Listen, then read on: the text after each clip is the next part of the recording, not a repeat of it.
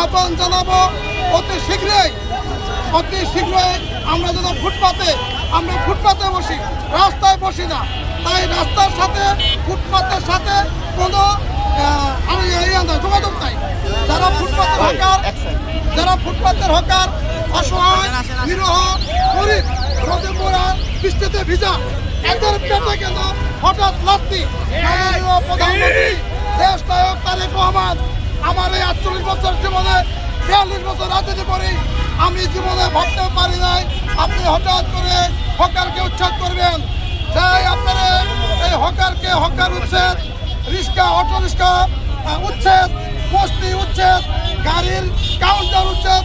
যে এই বুদ্ধি আপনাকে দিয়েছে সে দেশের শত্রু, সে জনগণের শত্রু, সে মানবতার শত্রু, সে আপনার শত্রু, সে বাংলাদেশ জাতীয়বাদী দলের শত্রু।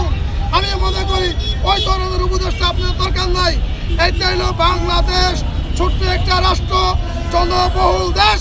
এটা কোটি কোটি মানুষ, আপনার পক্ষে সবাইকে চাকরি দেওয়া সম্ভব না।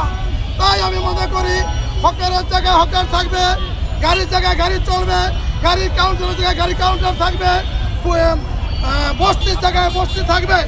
আপনি গরিবের পেটে লাথি দিবেন না। আমরা বিগত সরকারের আমলে দেখেছি, সাইয়েদ খুকুনকে দেখেছি, তাপসকে দেখেছি, এক সময় স্লোগান দিতাম হকার থাকবে না, আর আপনি থাকবেন না, প্রধানমন্ত্রী আপনি থাকবেন না, হকার থাকবে ইনশাআল্লাহ। আর সেটাই হয়েছে।